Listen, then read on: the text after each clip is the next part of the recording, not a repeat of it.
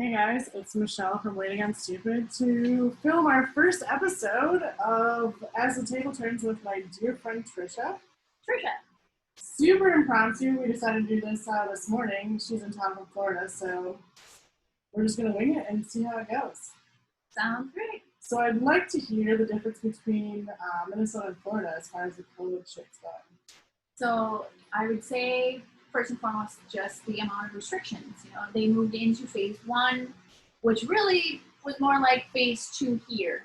Okay. They kind of skipped all of the fundamentals, and they jumped right back into capacity, and so long as it was at 50% initially, and all outdoor seating was free for all.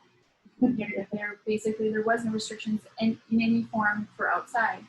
And masks were optional and continue to be. Now they have required staff members to wear masks. And if a COVID case occurs, they shut down. They have to be shut down for 12 hours for a cleanup, and business can resume as normal the following day. Whereas I don't believe that that's true here.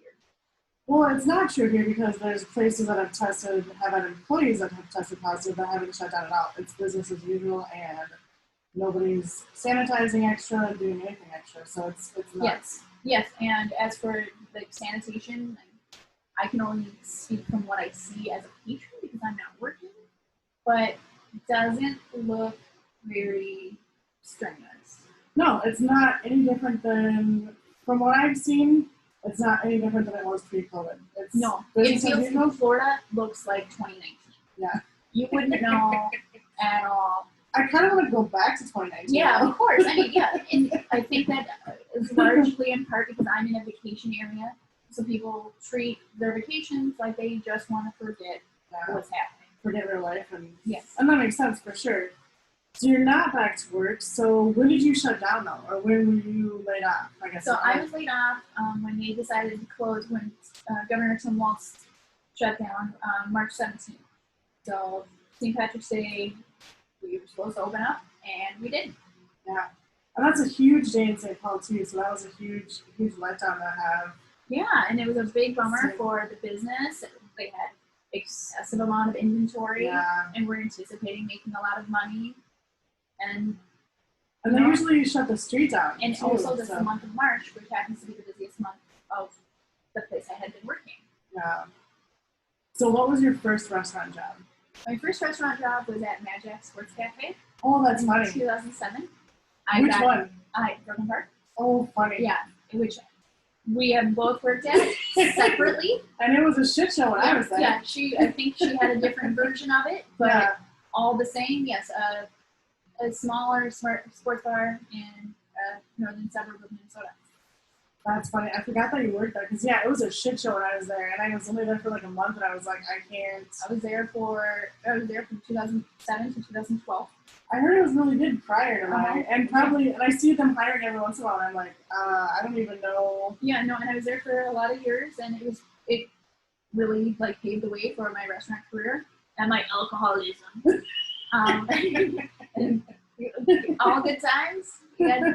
And then I moved on, and I primarily worked in the Minneapolis and St. Paul bars. Nice. So what did COVID teach you? The good and the bad? About life, the restaurants, whatever. So COVID has taught me... Sorry, my dog Data is interrupting right now, so... Yeah, I've got she's making a guest appearance. I'd say, negatively, it was really kind of show how selfish people are, how very self-focused they are. Yeah. It seems very narrow-minded that people just want to. They don't seem to care about anybody but their actual selves. Whether it goes for both spectrums of how people want to handle it. Right. They don't really care what other people want. They demand, and that's hard. Right. And we're navigating in that time where it's very confusing as to what's right and what's wrong. Right. And so it's been a big moral argument. On the other side, I've also learned a lot of independence. I learned that I actually can stay home for a long time. And I don't actually need to go anywhere. And I found that I actually get a lot of That's awesome. joy. Like, Just going and getting some groceries and making my own meals. Learned to cook a lot better. That's awesome. We've been canning a lot, so that's awesome. Yeah. So I've been providing my own food. I don't really eat restaurant food these days. Yeah. And whether it's deciding if I want carry out, that's kind of rare. Whereas I used to had worked in restaurants my whole life, so I was eating restaurant food 7 days a week. 5 days a week as often as I worked. And then I would go to other restaurants. And COVID has taught me, like, hey, you don't actually need to do that. So I've learned to save a lot of money. You know? Also because we don't know what's going to happen in the future.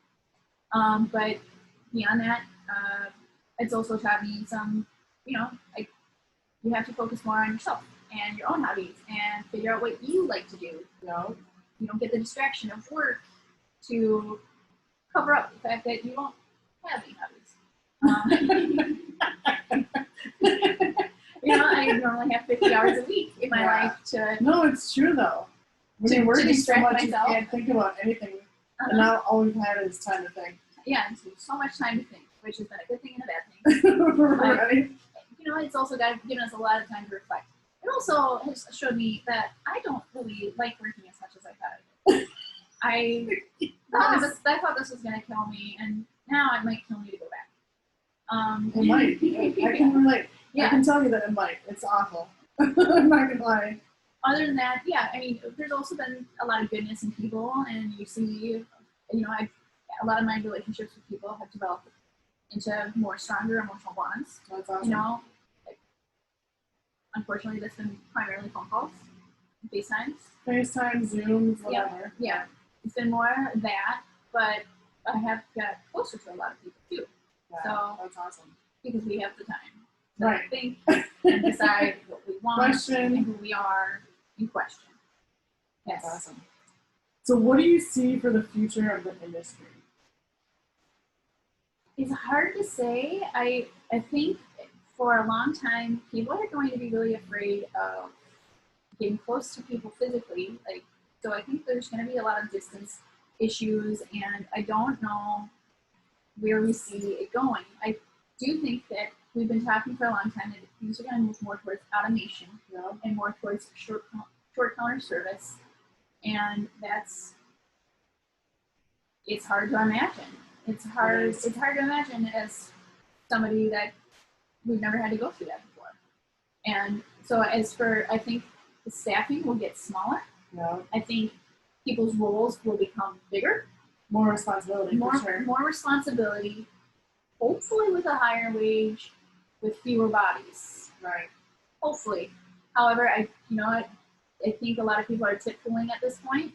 I've heard that, yeah. Yeah, so a lot of staff members are tip pooling between hostesses, servers, server assistants, bartenders, and back of house kitchen people. Yeah. And that, I think, will very much impact the amount of money we make in the future.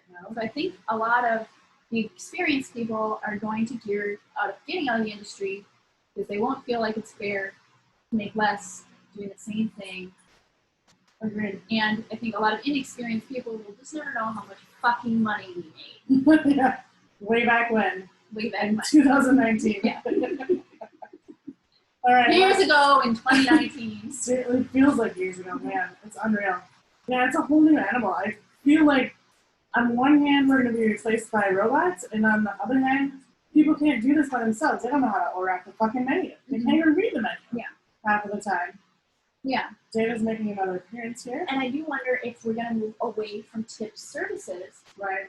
Where people just decide, I will pay a higher price point for these meals, and they'll leave it to the employer to divvy up the money. Right. With the service charges or whatever. Yeah. All right, last question here before we wrap it up. What do you wish you'd have known 6 months ago? Doesn't have to be work-related, personal, whatever. What do you should have left America. Should have got out. You know what? You should have spent a year somewhere else. Go get yourself a rental on an island because it ain't getting better for a while. Because this shit sucks. Yeah.